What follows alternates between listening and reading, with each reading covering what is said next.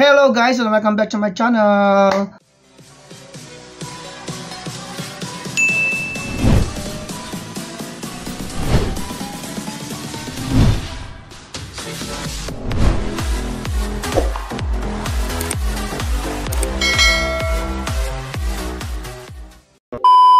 For today's video, another review na naman ng product ang ating gagawin. Dahil marami po tayong parcels na naipon na. Kasi nga, sa sobrang busy ng aking schedule, hindi na ako makapag-vlog. Pero guys, naipon talaga yung mga parcels ko. Ang dami-dami. Meron pa doon. Hindi ko pa nailagay dito. Pero, syempre, isa-isahin lang natin. Ang iba-vlog ko ngayon ay itong product na to. Pero bago ako magdire-diretso, kung hindi ka pa nakasubscribe sa aking channel, please subscribe to my channel, James World Official. At pakihit po ang like at ang bell button para lagi kayong updated sa aking mga bagong video. So, ang product po na to ay nose hair trimmer. Para makita nyo, let's watch this. Manual nose hair trimmer ये बड़े काम की प्रोडक्ट है। इसको खास तौर पर नाक और कान के बाल काटने के लिए बनाया गया है। इसकी मदद से बालों को काटना आसान हो जाता है। इसको इस्तेमाल करना भी आसान है। अगर आप लेना चाहते हैं तो हमारी आईडी यूनिक गैजेट्स के बायो में लिंक देखें। Let's go guys! Unboxing na natin to at sabay i-review na rin natin at i-try natin kung maganda ba itong trimmer ng buhok sa ilong. So ito ay na-order ko sa TikTok shop, worth 50 pesos lang. All in all 81 pesos lahat ng aking binayaran kasama na yung shipping fee. I-flash ko na lang sa screen. Check natin agad guys. Maliit lang tong product na to. Mabilis lang siguro tong vlog na to.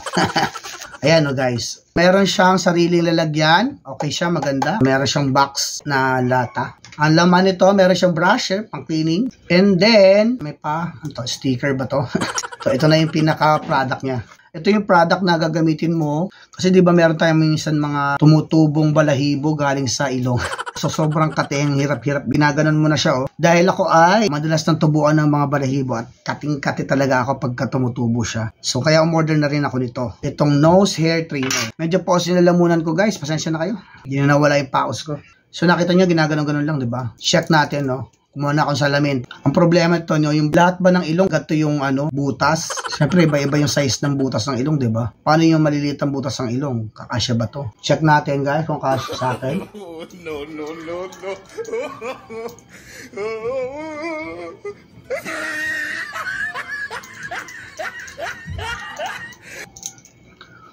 Nagugupit naman siya guys. Pero dahil nga nag-ano na ako nung nakaraan nagtanggal na ako. Try ulit natin ha.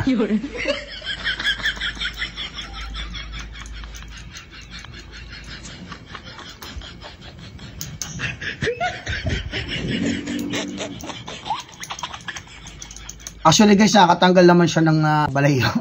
I-try natin. Let's say toothbrush. Dahil meron tayong lumang toothbrush dito, try natin dito kung makakagupit siya. Salin natin dito ha.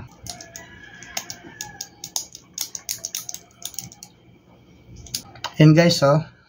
Ang hirap ipakita sa inyo, no? Kasi yung camera ko So nakita nyo ba guys? Ayan, nakakatanggal siya ng balahibo. Nakakagupit siya. Isa pa tayo guys. Para siyang nail cutter type guys na gumugupit ng balahibo. So ayun siya guys. Unti-unti niya nagugupit yung mga buhok mo sa ilong. Maganda ba tong product na to? Para sa akin, maganda naman. Nakatulong to sa akin. Lalo na pag kumakati yung ilong ko. Kasi sabi nila pag madalas daw kumakati yung loob ng ilong mo, pinag-uusapan ka daw nila. Hindi po ang totoo nun, may mga tumutubong balahibo sa loob ng ating ilong. Makakatulong to sa akin. Mura lang naman siya. 81 pesos. Very useful naman. Pero syempre, di ba? Kailangan mahaba lang talaga yung buhok mo sa ilong. Tapos kung lilinisin nyo guys, madali lang nalinisin, gaganyanin mo lang.